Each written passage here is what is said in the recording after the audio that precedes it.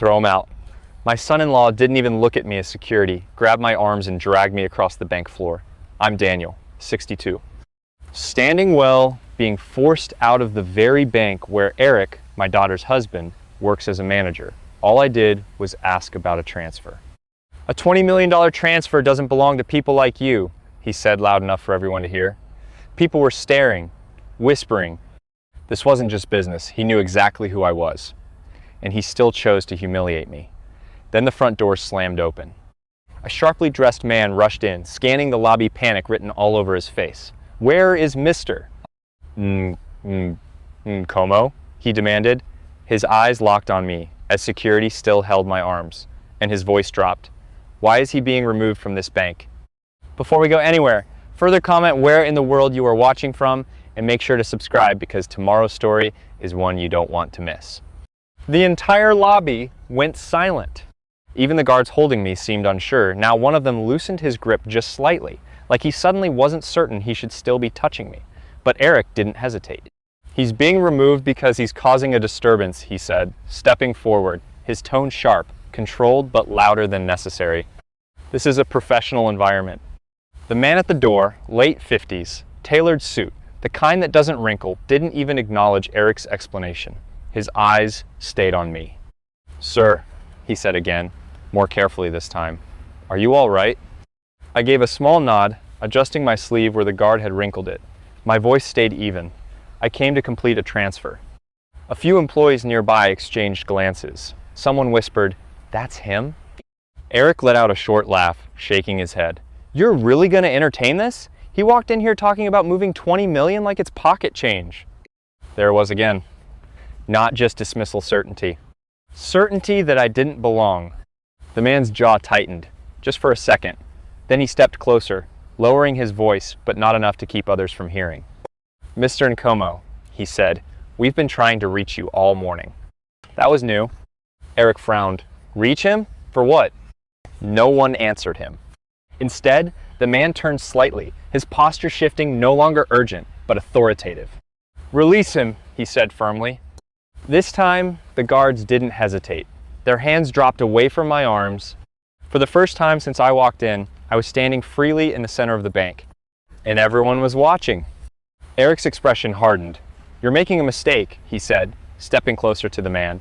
I'm responsible for this floor. If there's an issue, I handle it. The man finally looked at him. Really looked at him. And what was in his expression wasn't anger. It was disbelief. Handle it? He repeated quietly. Then, after a pause that stretched just a little too long, he said, do you have any idea who you just had thrown out? Eric didn't flinch. If he's important, he said, folding his arms, then he should have acted like it. The words hung in the air, sharp and careless. A few employees nearby shifted uncomfortably, pretending to organize papers that didn't need organizing.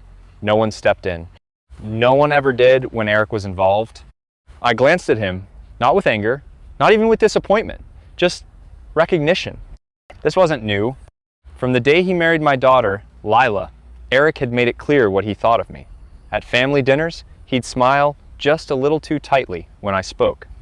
If I mentioned anything about business, he'd redirect the conversation. Subtle things, polite on the surface, but always dismissive. Different generation, he once told Lila, loud enough for me to hear. Things don't work like they used to. Back then, I let it pass. Now, standing in his bank while he tried to have me physically removed, it didn't feel subtle anymore. It felt deliberate. I called ahead this morning, I said calmly, looking at the man who had rushed in. I was told to come in person. He nodded quickly. Yes, sir. There was a note flagged priority. Eric's head turned. A note? On what system? I didn't see anything. You wouldn't have, the man replied, still not raising his voice. It wasn't routed through your level. That landed harder than anything else so far. A quiet line, drawn right in front of everyone. Eric's jaw tightened. Then someone made a mistake, he said, because there's no scenario where he walks in here without clearance and starts making demands. I didn't make demands, I said. I asked a question, and I answered it. Eric shot back immediately. You don't have access to that kind of transaction. A pause? Then the man beside me exhaled slowly, like he was choosing his next words very carefully. "Mr. Mbaye," he said, finally addressing him directly, "you intercepted a client before verifying identity, dismissed a flagged request, and ordered security to remove him from the premises." Eric opened his mouth, but nothing came out. For the first time, something in his confidence cracked.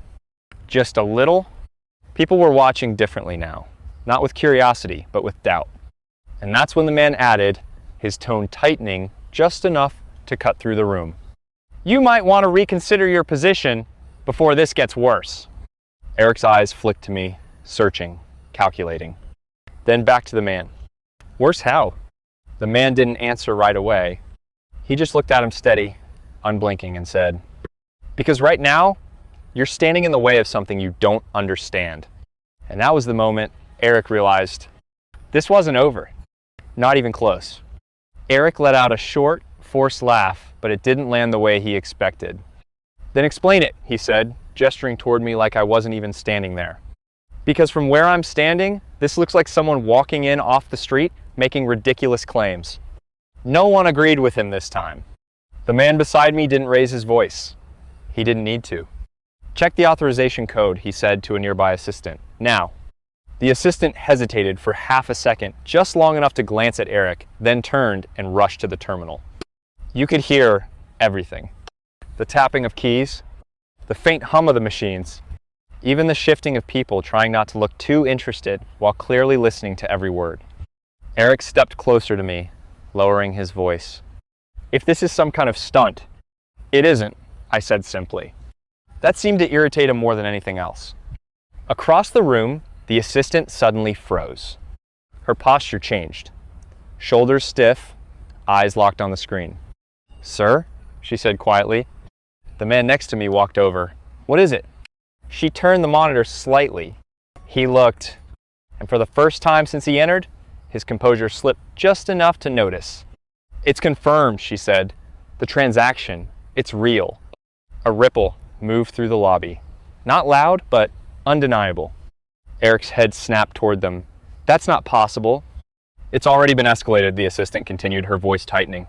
"Board level approval, pre-authorized." That word hung in the air. Pre-authorized.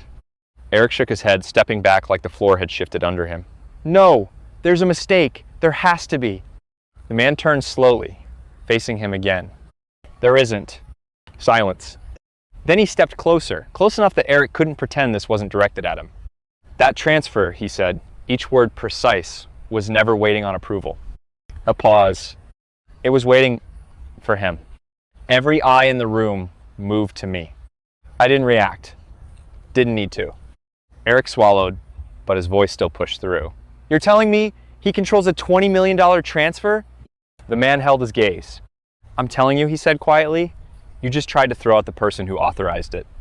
And just like that, everything Eric thought he understood about this moment collapsed. No one moved. Not the staff, not the customers, not even Eric. The weight of what had just been said settled over the room like pressure, quiet, heavy, impossible to ignore.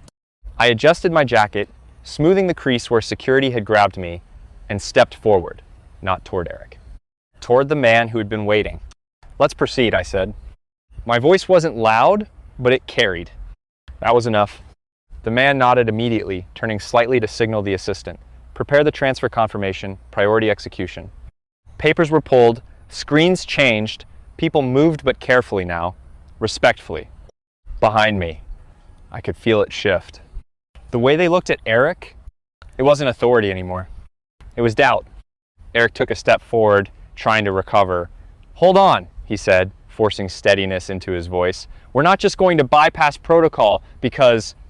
"Because what?" The man cut in, turning sharply. Eric stopped. For a second, he had nothing. Then, weaker this time, because there's a process. "There is," the man said, "and you ignored it." That landed. Harder than anything else so far. Eric's eyes flicked toward me again, searching now, not dismissing, trying to piece together something he had clearly missed. "This doesn't make sense," he said under his breath. "Why would you come in yourself?" I met his gaze. Because I wanted to see how things were handled, I said. That was the closest I came to explaining, and it was enough.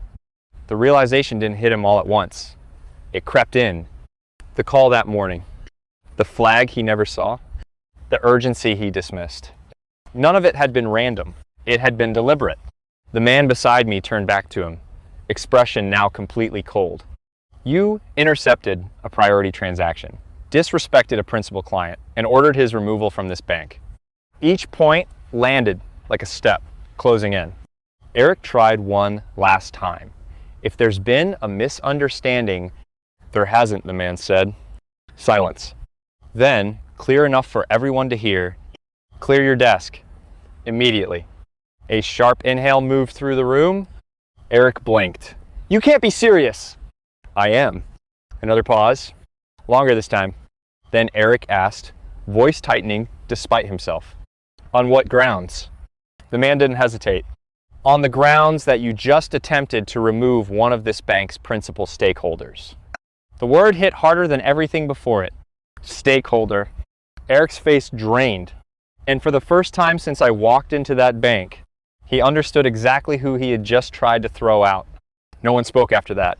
The word stakeholder didn't just land, it settled into every corner of the room, rewriting everything that had happened in the last 10 minutes. Eric looked at me like he was seeing me for the first time, not as his wife's quiet father, not as someone outdated, but as something he had completely misjudged. The man beside me didn't let the silence stretch. Mr. Nkomo, he said, his tone returning to professional calm, your transfer is fully prepared. We can proceed immediately.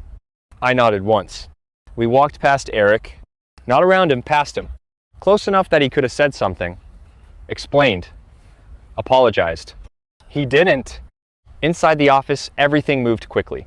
Documents were presented, confirmations verified. The $20 million transfer already authorized at board level was executed within minutes. Clean, controlled, final. When it was done, I stood, buttoning my jacket. Thank you, I said. The man inclined his head slightly. The delay shouldn't have happened. No, I replied calmly, but it was informative. And that was the truth. Because the transaction was never the real reason I came in. The truth was simple. Months earlier, the holding company I built quietly, over decades, had acquired controlling interest in this bank through a layered investment structure. Not publicly announced, not broadly known, but finalized. I didn't visit often. I didn't interfere. I believed in systems, in leadership, in people doing their jobs. But when certain reports reached my desk, complaints about internal conduct, patterns of arrogance, decisions made without oversight, I decided to see it myself, unannounced, in person. And Eric showed me everything I needed to see. By the end of the day, his access was revoked. Within 48 hours, he was formally terminated.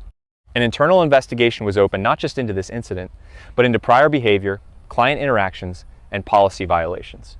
His name, once tied to ambition, became associated with risk, quietly but permanently. At home, the consequences were worse. My daughter didn't call me that night. She came in person. She had seen the report, heard the details, watched the footage, and for the first time, she didn't defend him. Weeks later, she left. Not because of the money, because of what he chose to do with power when he thought no one was watching. A few days after everything settled, I returned to the bank. No announcement, no escort, just a quiet walk through the same lobby. This time, no one stared. They acknowledged. Subtle nods. Respectful distance. Not because of what I owned, but because of what had been revealed. The man from that day met me near the entrance. Everything is in order, he said. I gave a small nod. Then I paused, glancing once toward the spot where I had been dragged across the floor. Same marble, same space, different understanding. I looked back at him and said, evenly. Power doesn't announce itself. A brief pause. Then I added, it waits. And I walked out, not thrown out, not questioned, just recognized. Exactly as I should have been from the start.